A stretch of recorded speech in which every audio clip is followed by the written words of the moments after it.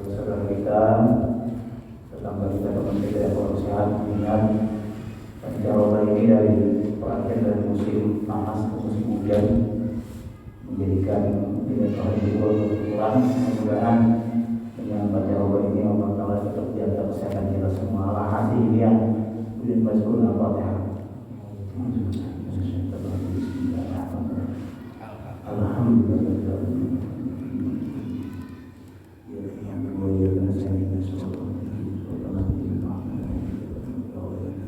Apa yang terakhir kita dikirimkan untuk donatur kita yang masih membisikkan dirinya untuk kepentingan dan kemaslahatan serta berjibadah tetap kita istiqomah dalam rangka menjalankan kewajiban kita, yaitu menuntut ilmu. Mudah-mudahan hanya ajal akan memisahkan kita semua. Al-Fatihah. Bismillah. Alhamdulillahirabbil alamin.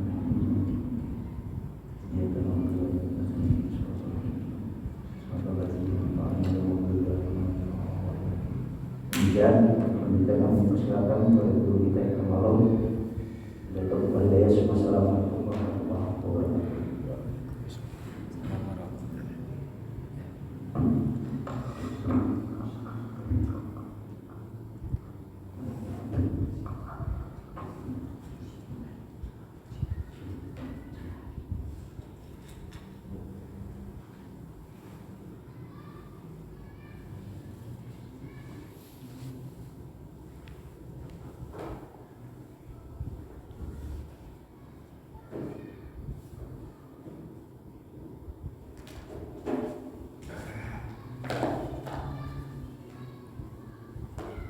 Assalamualaikum warahmatullahi wabarakatuh. Assalamualaikum warahmatullahi wabarakatuh.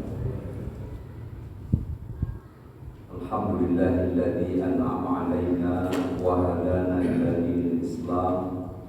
Allahumma shalli wa sallim wa barik ala sayyidina Muhammad wa ala alihi wa sahbihi ajma'in. Amma ba'du.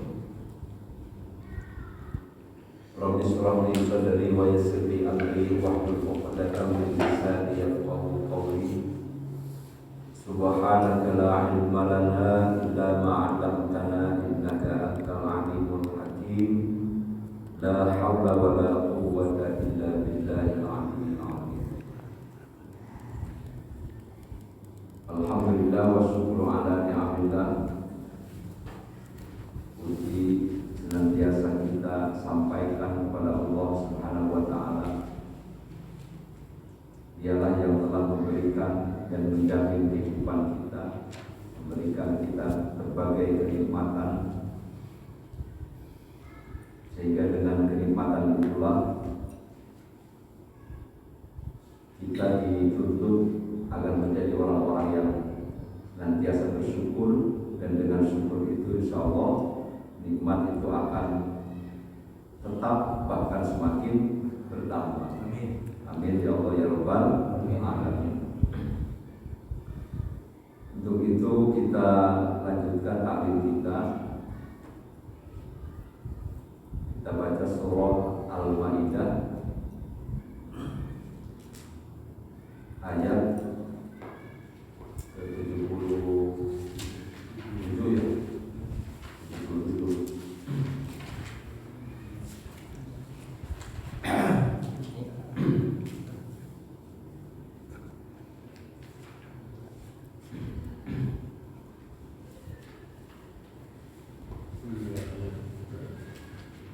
أعوذ بالله من الشيطان الرجيم. أعوذ بالله من الشيطان الرجيم. بسم الله الرحمن الرحيم. بسم الله الرحمن الرحيم. قل يا أهل الكتاب لا تغلوا في دينكم غير الحق ولا تتبعوا قل يا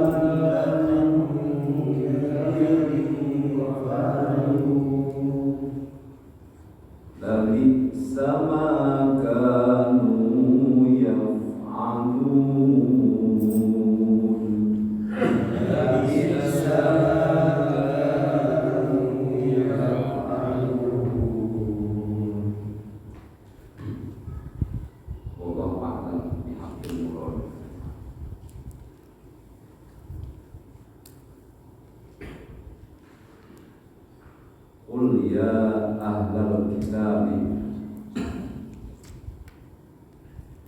katakanlah wahai ahli kitab,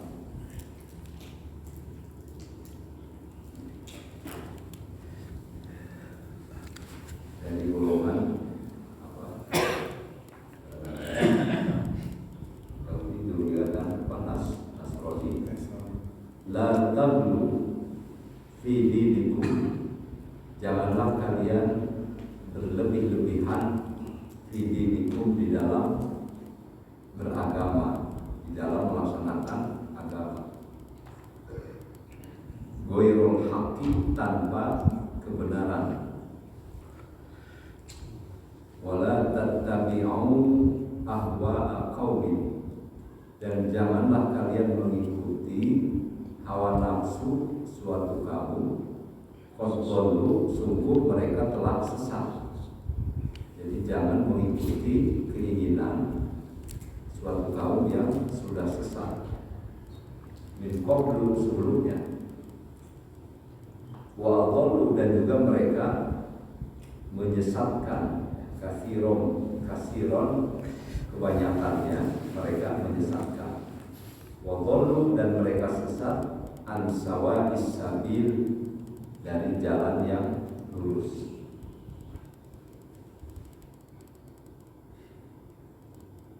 Nah, pada ayat ini seperti halnya juga pada ayat-ayat sebelumnya, Allah Subhanahu wa taala memerintahkan kepada Nabi Muhammad SAW untuk menyampaikan kepada ahli kitab. Bahkan ada juga langsung untuk menyampaikan kepada Yahudi dan Nasrani dengan berbagai kalimat di atas, dengan kalimat atau redaksi-redaksi yang berbeda. Banyak sekali, mulai dari ayat berapa, coba kita buka lagi sebelumnya.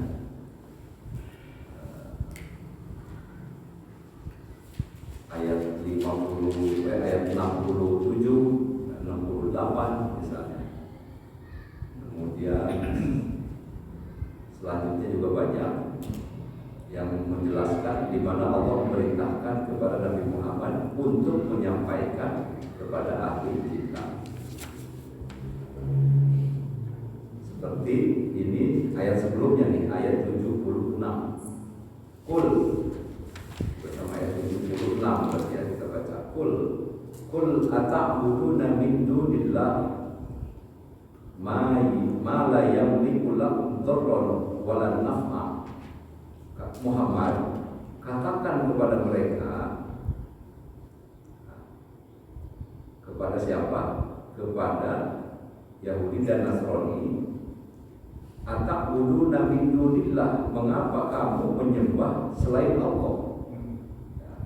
Kenapa kalian menyembah kepada selain Allah? Ma la yamliku lakum dharran wa la naf'a, di mana yang mereka sembah itu sedikit pun tidak dapat menimbulkan bencana, juga tidak bisa mendatangkan manfaat. Jadi yang tidak bisa mendatangkan bencana, yang tidak bisa mendatangkan manfaat, disembah oleh mereka. Ini perintah Allah untuk kepada Nabi Muhammad untuk disampaikan. Supaya apa? Supaya mereka diajak berpikir, masa sesuatu yang tidak bisa memberikan manfaat, yang tidak bisa mendatangkan bencana, musibah, disembah. Jadi supaya manusia diajak berpikir. Nah, lalu pada ayat ini juga sama, juga sampaikan Muhammad kepada mereka, la taghlu fi dinikum. Jadi janganlah mereka berlebih-lebihan di dalam beragama, di dalam berjalan beragama.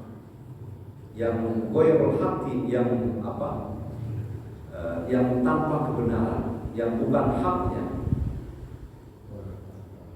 Nah, karena mereka selalu mengada-ada, mereka melaksanakan ajaran agama itu selalu mengada-ada dan mengikuti keinginan mereka sendiri, mengikuti hawa nafsunya. Wala tattabi'u, dan sampaikan Muhammad kepada mereka, jangan mengikuti keinginan suatu kaum di mana mereka sudah sesat. Kaum yang sesat jangan diikuti. Kenapa? Karena bangsa Yahudi itu selalu sering beralasan mereka itu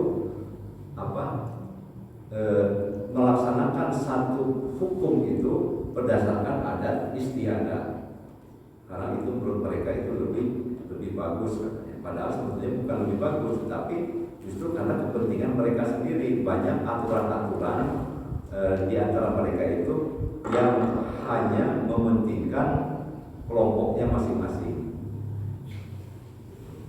Jadi ini yang dimaksud wala tattabi'u ahwa qaumin, jangan mengikuti dalam beragama, jangan mengikuti kelompok yang memang sesat. Jadi suatu paham, suatu ajaran atau suatu aliran yang sesat, di mana mereka berfatwa, di mana mereka berijtihad karena memang sesuai dengan keinginan mereka sendiri, sesuai dengan kepentingan mereka sendiri, yang pada akhirnya mereka sesat, itu tidak boleh diikuti. Yang sudah nyata sesat itu tidak boleh diikuti. Min qablu, itu mereka sebelumnya sudah sesat.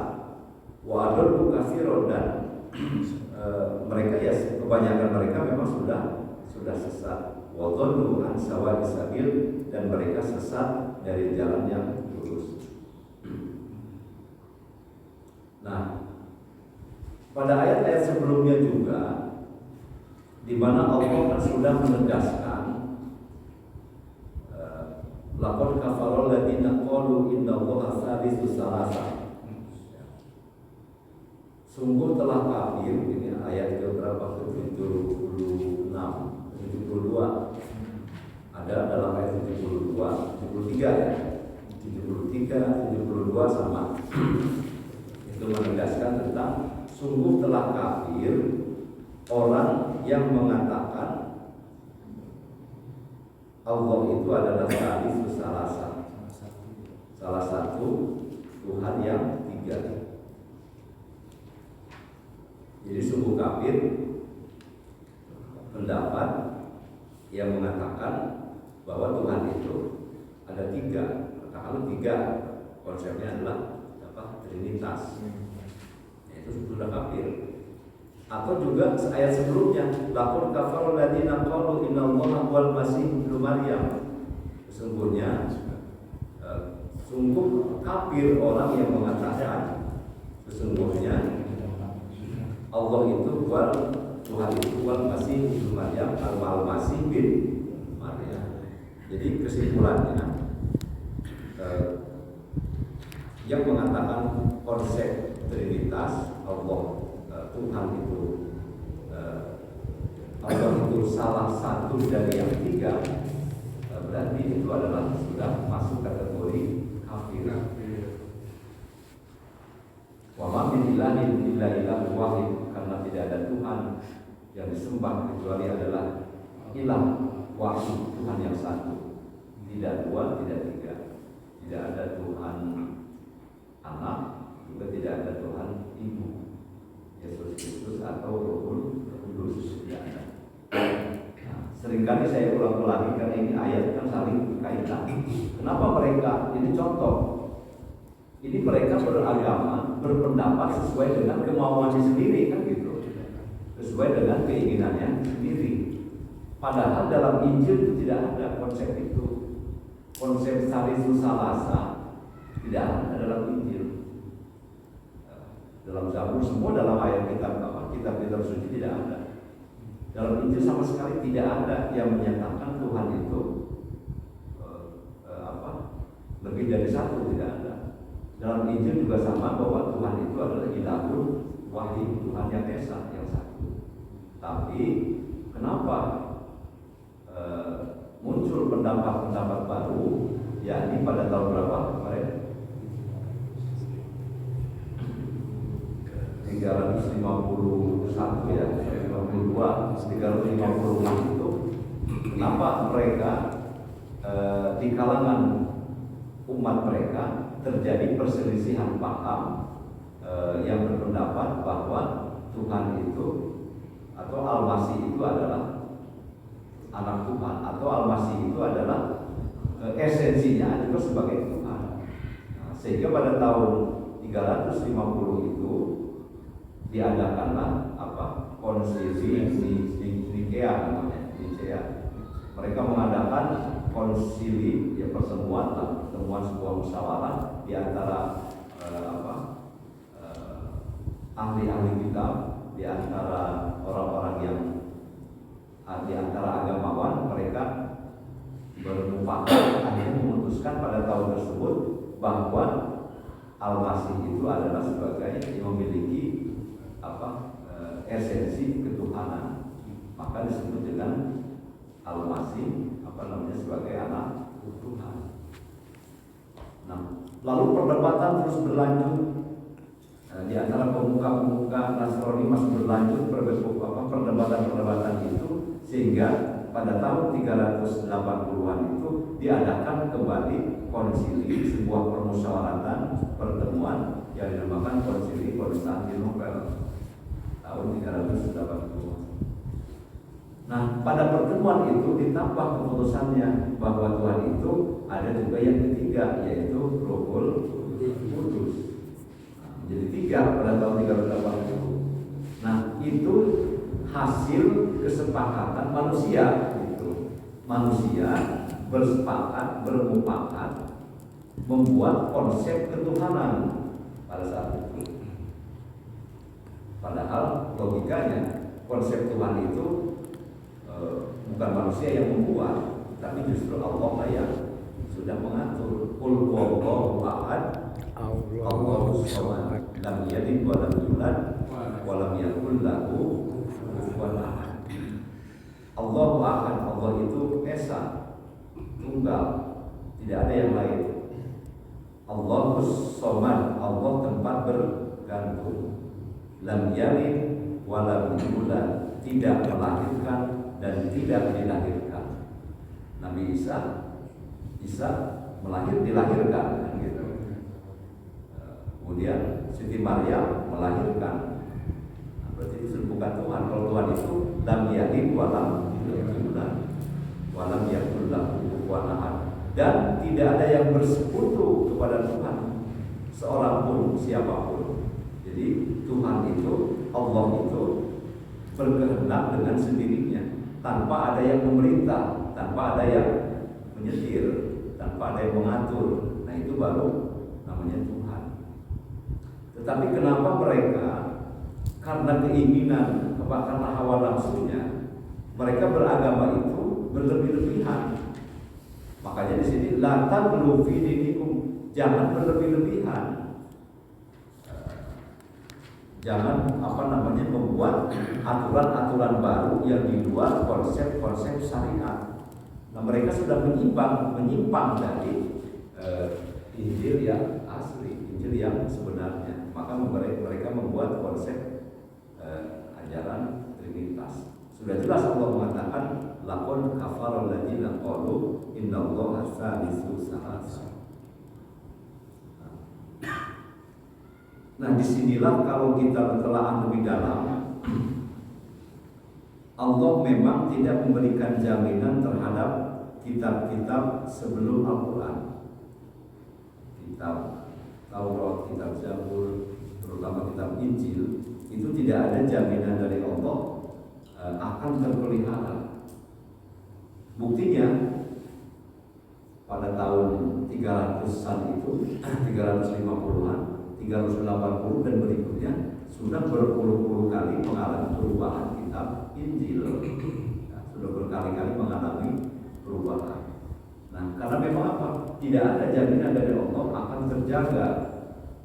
Nah, tetapi yang dijaga, yang dijamin oleh Allah adalah hanya Al-Quran. Jadi hanya Al-Quran sampai selamanya, sampai hari kiamat, itu Al-Quran itu terjamin tidak akan bisa dirubah oleh siapapun. Seorang penyair yang hebat pun tidak akan mampu membuat tulisan walaupun hanya satu ayat saja yang menyerupai Al-Quran, tidak bisa.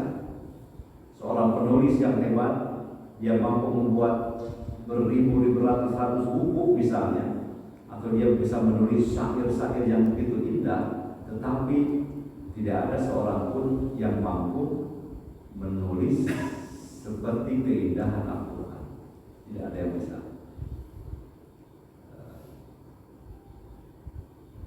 Nah, maka inna nahnu nazzalna dzikra wa inna lahu lahafidun. Ini kata Allah. Kamilah yang menurunkan Al-Quran, akulah yang menurunkan Al-Quran, dan aku pula yang menjaga, memelihara Al-Quran. Nah, jadi ada jaminan dari Allah Subhanahu wa Ta'ala, Al-Quran akan selalu terjaga. Dengan cara apa Allah menjaganya? Banyak. Dengan cara orang-orang yang beriman kepada Al-Quran, dia rajin membaca Al-Quran. Dengan membaca Al-Quran, kita juga termasuk bagian dari orang yang menjaga Al-Quran. Dengan kita memahami makna kandungan Al-Quran, itu salah satu cara Allah menjaga Al-Quran. Dengan cara seseorang hafal Al-Quran, tahfidz Quran, itu pun salah satu cara Allah memelihara Al-Quran. Jadi kalau ada yang keliru, orang baca Al-Quran keliru, itu biasanya sangat mudah ketahuan. Oh ini salah, oh ini salah baca. Ya salahnya bisa jadi lupa, tapi yang jelas salah. Itu gampang diketahui di mana letak kesalahannya. Jangankan salah urutannya. Panjang pendeknya kalau salah pun itu bisa gampang diketahui. Itu sangat mudah sebenarnya Al-Quran. Jadi mudah dipahami, mudah dibaca, mudah dilaksanakan, sehingga Allah memelihara Al-Quran itu juga melalui tangan-tangan hamba-hambanya. Jadi tidak hanya orang yang menghafal Al-Quran saja, ya. Semua kita bisa berperan serta di dalam mempertahankan Al-Quran. Kita membacanya, kita belajar, kita memahami maknanya, semuanya itu juga bagian dari kerangka upaya Allah memberikan penjagaan dan pemeliharaan terhadap Al-Quran. Nah, jadi kata Allah, jangan katakan kepada mereka, janganlah berlebih-lebihan di dalam beragama yang bukan sebenarnya. Nah, ini yang dimaksud ayat ini. Jadi di mana mereka sudah beragama itu sesuai dengan keinginan manusia itu sendiri. Lu'inal ladzina kafaru min bani Israil ala lisani Dawud wa Isa bin Maryam. Telah dilaknat orang-orang kafir min bani Israil, dari kalangan bani Israil, ala lisani Dawud, melalui lisannya Nabi Daud, wa Isa bin Maryam, dan Isa, dan lisannya Isa putra Maryam. Dzalika bima asaw, yang demikian itu disebabkan mereka durhaka, wa kanu ya'tadun, dan mereka telah melampaui batas. Jadi ini juga dalam ayat yang sebelumnya sudah dijelaskan. Salah satu sebab Allah melaknat, Allah mengutuk kepada orang-orang Yahudi, karena bangsa Yahudi itu sebenarnya adalah bangsa yang unggul, diberikan kelebihan oleh Allah Subhanahu wa taala. Tetapi bukan berarti mereka selalu berjaya. Ada kalanya Allah akan menghancurkan mereka seperti yang pernah mereka rasakan, kekurangan makanan, kekeringan, bencana, kehancuran, ya, yang tadinya maju tetapi berada dalam kemunduran. Kenapa? Itu salah satu laknat, ya, kutukan dari Allah. Lu'inal ladzina kafaru min bani Israil. Allah mengutuk, Allah melaknat kepada bangsa orang-orang kafir, ya, min bani Israil, dari bani Israil. Lantaran apa? Lantaran lisannya ala lisani Daud, melalui lisan ucapan Nabi Daud dan Nabi Isa putra Maryam. Yang demikian itu karena mereka durhaka dan selalu melampaui batas. Jadi mereka sudah tidak lagi tidak lagi mempercayai kepada Nabi Daud, dan juga mereka selalu kepada para nabi itu, bangsa Yahudi itu, mereka selalu memusuhi. Bahkan banyak di antara para nabi-nabi yang dibunuh oleh mereka, bangsa Yahudi. Nah, karena kekejaman itulah, maka lalu Allah melaknat. Dzalika bima asaw wa kanu ya'tadun. Yang demikian itu diberikan oleh Allah karena durhakanya mereka yang betul-betul melampaui batas. Kanu yatanahawna an munkarin fa'alu. Kanu, mereka berada tidak saling melarang, an munkarin, dari kemungkaran, fa'alu, ya, yang mereka melakukannya. Mereka tidak saling mencegah perbuatan munkar yang selalu mereka perbuat. Nah, di kalangan Bani Israil, mereka itu tidak berlaku seperti apa yang dilakukan oleh umat Nabi Muhammad SAW. Kalau umat Nabi Muhammad itu diantara kelebihannya adalah kuntum khairu ummatin ukhrijat linnas ta'muruna bil ma'ruf wa tanhauna 'anil munkar. Jadi salah satu perbedaan umat Nabi Muhammad itu adalah sebagai umat terbaik. Kenapa?